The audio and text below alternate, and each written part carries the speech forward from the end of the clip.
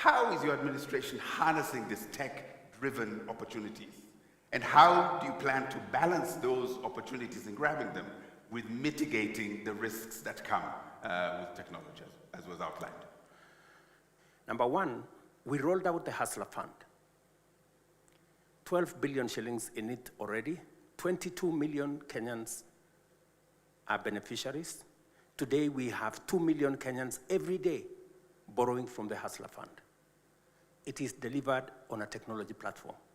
It is the single government project that has no corruption, because technology has provided the framework to make sure that we insulate it from, just imagine, if we were distributing or giving out Hustler Fund using committees at every location, it would be hell. Mm-hmm. It would be chaos. But look at what technology has done. It has made it seamless, it has made it transparent, it's made it easy. Let me also give you another example. Means testing instrument. Again, when we are giving out our university funding model, means testing instrument that is run on technology is giving us the leverage to be able to know which student can benefit from what. Let me also tell you one more thing, that in our plan to deal with the challenges that face us, the demographic dividend that we have, one of the items that we are working on is how we are going to use technology to create digital jobs. As I speak to you, we have close to 120,000 young people in our TVETs and in other institutions that today monetize their digital expertise. So we are leveraging on technology to create jobs tomorrow. I will be signing an agreement with President Scholz in Germany, again, to leverage on technology to access opportunities for Kenyans to work in Germany physically or to work in Germany through a digital platform.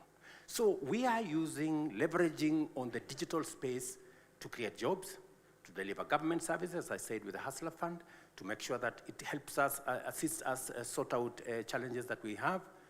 But also, there are challenges. Yeah.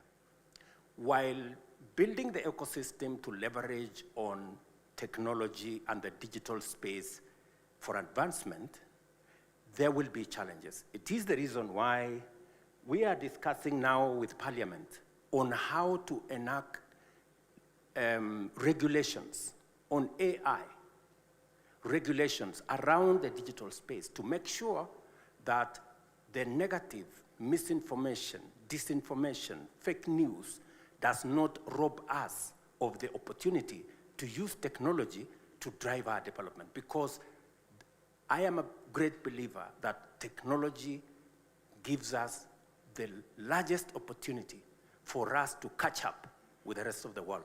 It is the reason why I appointed a technology envoy, Mr. Thigo, who is not, unfortunately, is not here because of travel problems. He was coming from somewhere, he got stuck because of the situation we have. But it is the reason I also want us not to miss the opportunity. In fact, misinformation, disinformation, fake news should not rob us of the opportunity to take advantage of the opportunity technology and artificial intelligence gives us. We do not want another opportunity to be left behind. It is an opportunity for us to develop talent around technology and AI. It is an opportunity for us to develop expertise. And it is an opportunity for us not to be left behind, again, as we have done in the past, that this time round, we want to be up to speed with the rest of the world in making sure that technology, AI become part of the ecosystem, and we all benefit from it and avoid another digital or AI divide. How would you address your fellow presidents, heads of state in the continent. What would you tell them about OGP in a way that would persuade them to join or to at least think about really embedding its principles in how they're relating with their governments and with the citizens? Technology democratizes information. Citizens today, anywhere, in any country, have the benefit of a lot of information. And with a lot of information, citizens are aware, and therefore it is natural that going into the future, openness, because of the amount of information people have, it's not possible anymore for government to hide in this corner or that corner. And therefore, the natural thing to do is to make sure that we run an open system so that we avoid the fake news, we avoid the disinformation, we avoid the misinformation. And therefore, it is only natural that we contextualize this and we take it into the future. I am a great champion, for example, of transparency and justice around climate financing. When I finish with you here, I will be going to Korogosho because of matters climate action. And I am very happy that among the first commitments in the National Action Plan is climate action. I will be going to Korogosho because... Korogosho is a neighborhood here in Nairobi. Okay, I will be going to... Okay. It's a neighborhood in Nairobi. Mm-hmm. I will be going to Korogosho, which is a neighborhood in Nairobi, because we lost 42 people to the floods. We got 22,000 households displaced in that vicinity. And almost 160,000 people were displaced because we are going to begin the process of rehabilitating. We're going to be bringing on board 20,000 young people to participate in climate action, to participate in the restoration of the Nairobi River ecosystem, so that we can not only have proper sanitation, we can deal with pollution, we can deal with solid waste, we can green the place, and we can build social housing on that space. Because these are victims of climate change. They swing between one extreme of drought, and when we are still figuring out what to do, we end in serious floods and we lose people. So I'm very happy with the context that this has been put in the National Action Plan, that we are focusing on climate change, and we will be persuading other heads of state that climate change is an existential threat to all of us.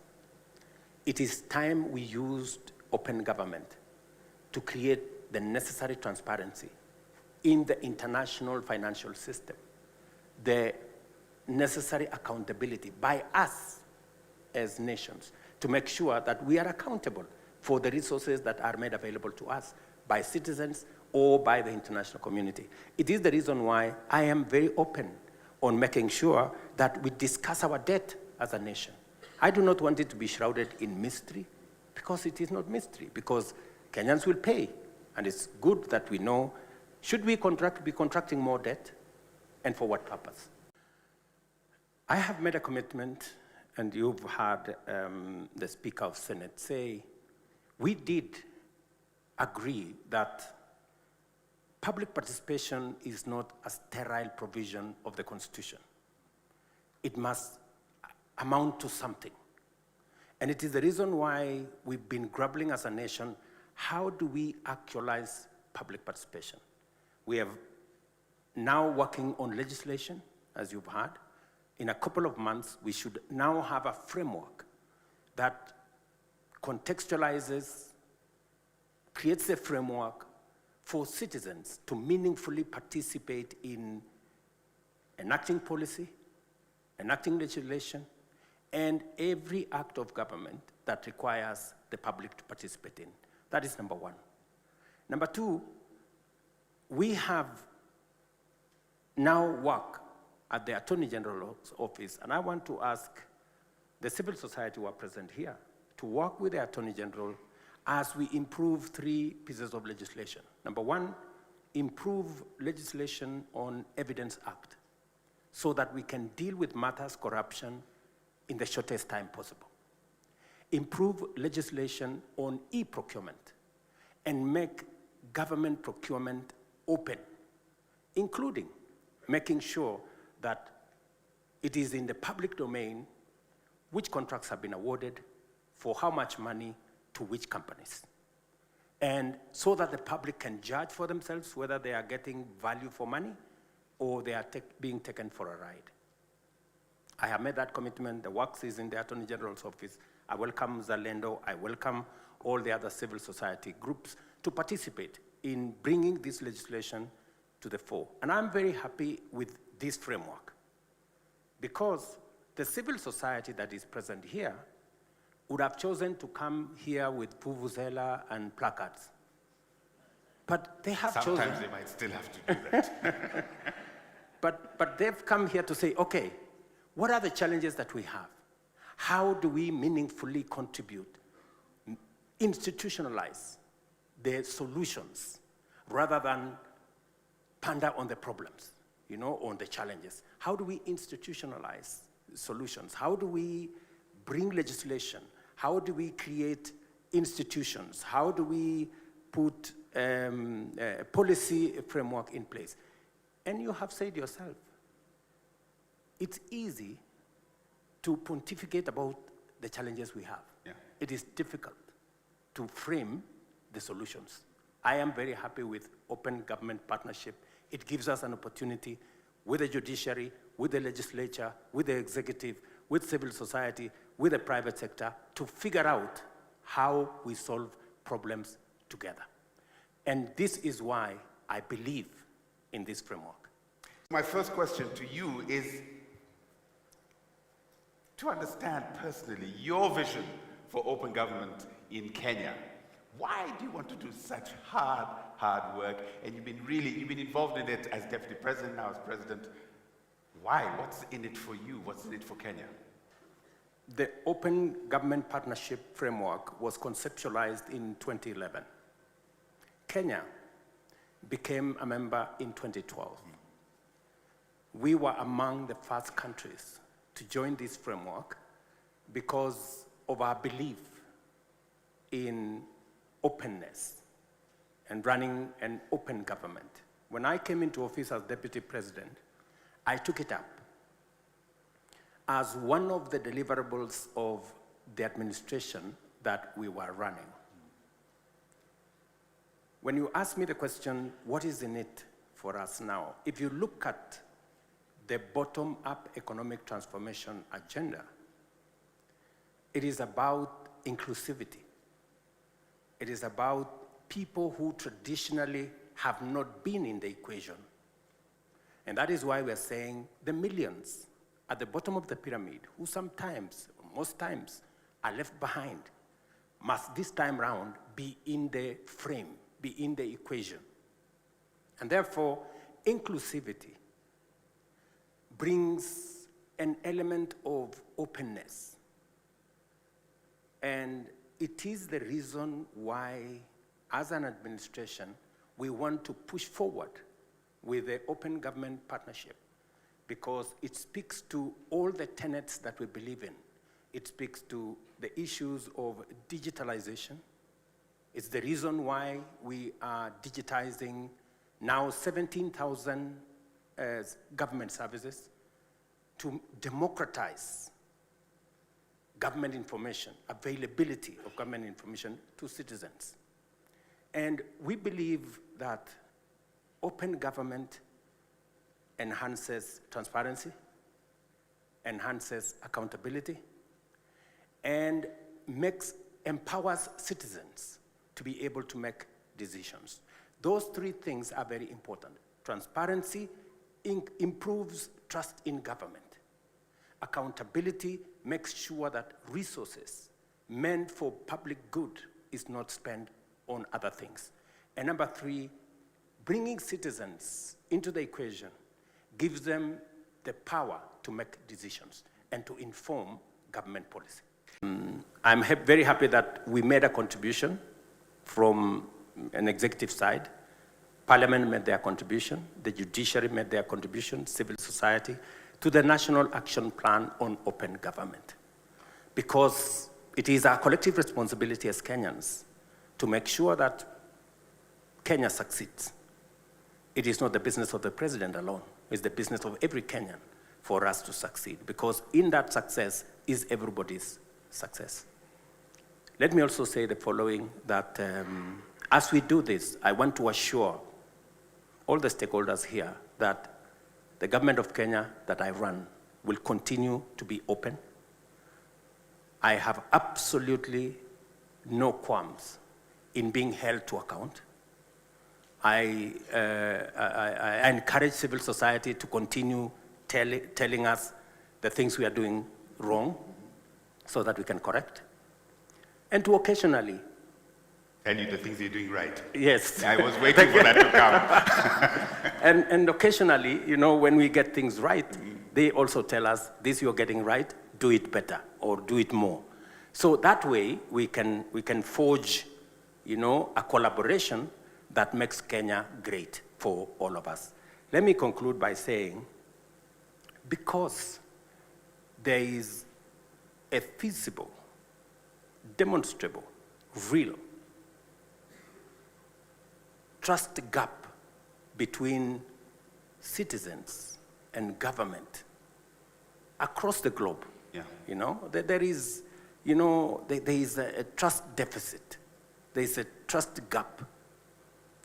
I want to welcome you and the people here and representatives from our friends from the international community to a trust summit here in Nairobi, the first one in the first quarter of next year, so that we can evaluate what do we do to close the gap, the trust gap between government and citizens.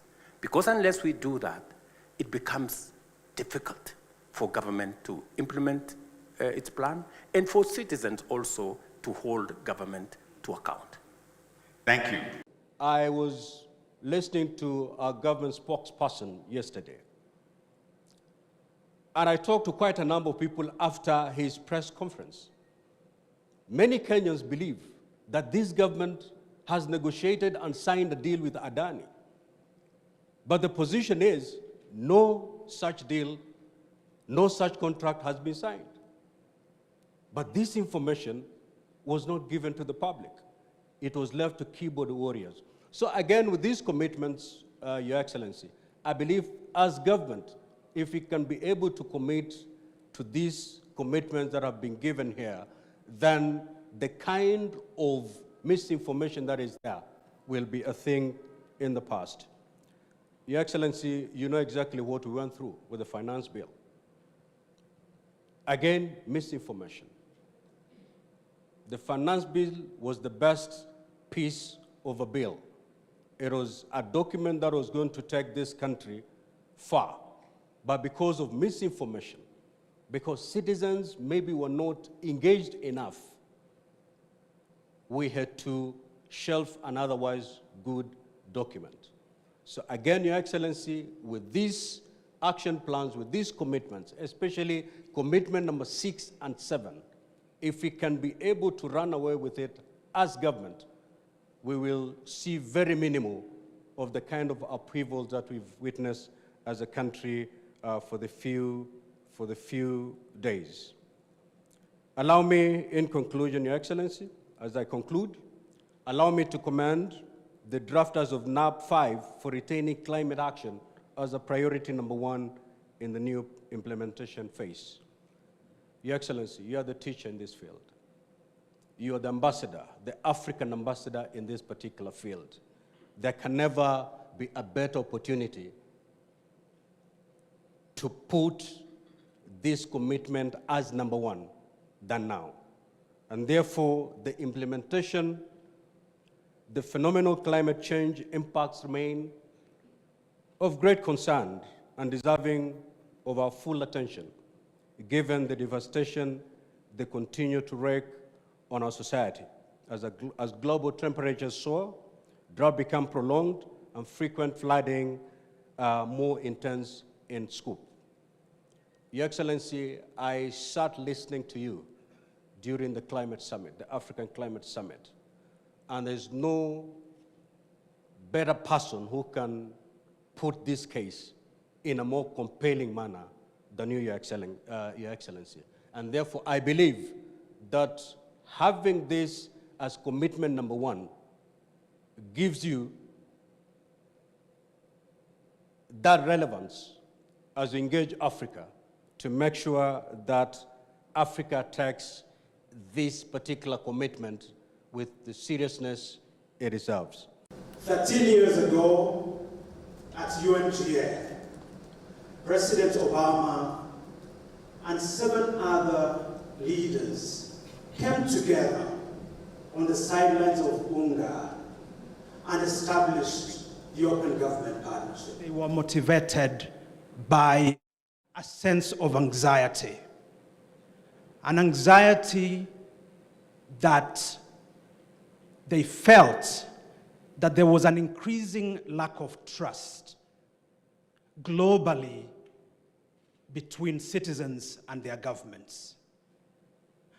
And they believed at that time, Your Excellency, that there was need to bridge this gap.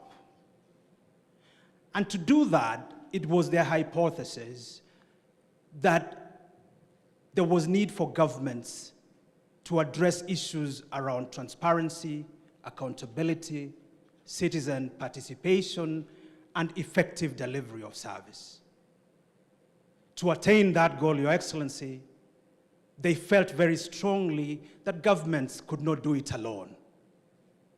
In fact, they submitted that there was need for government to work together with civil society organizations, with academia, with private sector, to address this challenge. We are seeing technology, particularly the weaponization of artificial intelligence, serving a nefarious purpose. And so conversations are beginning around the need for regulatory regimes to be able to as well deal with some of these challenges. Your Excellency, those are some of the issues that animate discussions within the platform that is known as the Open Government Partnership. It's now time to focus on implementation of those 9 commitments made. And the UK is supporting key milestones on beneficial ownership, open contracting, and public participation. Improving transparency and accountability is a continual process for all countries. Kenya has the advantage of an already vibrant civil society and a flourishing tech sector to support its journey by improving and innovating service delivery, taking on board feedback, and telling a positive and meaningful story of progress. The recent demands by Kenya's young people highlight the importance of trust between government and those they serve. The United Kingdom's relationship with Kenya is one of close friends, based on shared history, shared interests, and a determination to tackle shared challenges. We recognize the shared challenge of making progress on improved transparency and accountability in government, and we look forward to continuing to work with Kenya to implement the National Action Plan. The first commitment in Action Plan, which is a brand new commitment that made it into the framework in this 5th Action Plan, and that's our commitment on climate action. As you are all well aware, this is one of the largest crises that is facing our planet, and we are seeing the results of that in our own country. So promoting participatory development and enhancing transparent monitoring of conservation interventions, making sure that the data and the technologies that are being used are responsive, is a big part of this commitment on climate action. The next commitment is on digital governance. Your Excellency, this administration has been very ambitious in rolling out digital services. We now have thousands of digital services rolled out by national government agencies as well as county governments. This commitment seeks to put in place the enabling environment to ensure that we have inclusive, secure, trustworthy, digital services and that are supported by the right policy environment. And this is also a brand new commitment within the OGP action plan framework that the country has been implementing. The third is the Open Data for Development commitment. This is the third time that we are rolling over. It has had some commitments before and some milestones have been achieved. This is led by the Kenya Space Agency, so you have strong support and strong presence from the Department of Defense, which is a new institution within the context of OGP. And we have a lot of commitments there that really strengthen the proactive disclosure of data, especially around budgets, expenditures, GIS information, all of this to support increased accountability and participation and address the issues that we are facing as a country, as Carol mentioned, on bridging that trust deficit. The fourth is on beneficial ownership transparency, and this is an advancement of existing work under your leadership and the leadership of the Business Registration Service, Attorney General's Office. We were able to get to a beneficial ownership legal framework, and this now puts us in a situation where we can advance our ambitions around beneficial ownership so that the ownership of institutions and the people behind the contracts becomes less invisible as part of our efforts to build trust and accountability. Our fifth commitment is on open contracting. Again, this is an advancement of work that has been going on. I'd like to recognize the advancements that have been done already by the National Treasury, the work that is being currently done around the Electronic Government Procurement System, EGP. This commitment brings a global standard on open contracting to the EGP system to make the data more available, more consumable, and also to bring around more stakeholders on the public procurement transparency framework. So this is an important commitment, just as the others are, but it does build on very strong gains that have been made in the recent years. The sixth one is on public participation, legislative and fiscal openness. This is some of it is an existing commitment that we've worked on over the years with the leadership of Mzalendo and the Senate. It has some very ambitious commitments around putting in place a very strong legal framework for public participation in this country. We currently do not have a national framework for that, and this commitment aims to deliver that. But it goes a bit further and includes fiscal openness in the context of debt transparency. So, Your Excellency, this commitment supports your efforts and efforts of this administration to ensure that the conversation on debt and the amount of money that is in play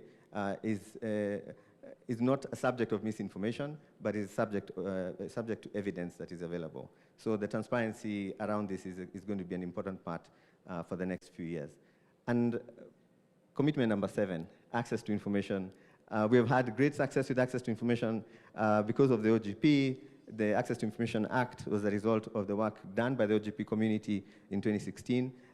This Access to Information commitment advances this much further by ensuring that the regulations that have been passed, the enabling framework, is now supported by a more ambitious rollout across the country. And this includes the model laws that Carol alluded to and how they are eventually incorporated in our county governments. Our eighth is access to justice. As Carol mentioned, this commitment was birthed out of the COVID crisis and the fact that many could not access justice because of the restrictions that had to be in place to save all our lives. However, on the other side of that commitment, we realized that it was actually addressing issues that continued to plague citizens in their pursuit of justice. And this operationalizes the alternative justice systems policy and the legal aid framework. And it does aim to bring a bit more accountability and improved financing to the judiciary in order to make sure that access to justice reaches the most vulnerable of our populations, regardless of where they are, using all technologies and approaches that are appropriate. Our ninth commitment in this action plan is on resilience.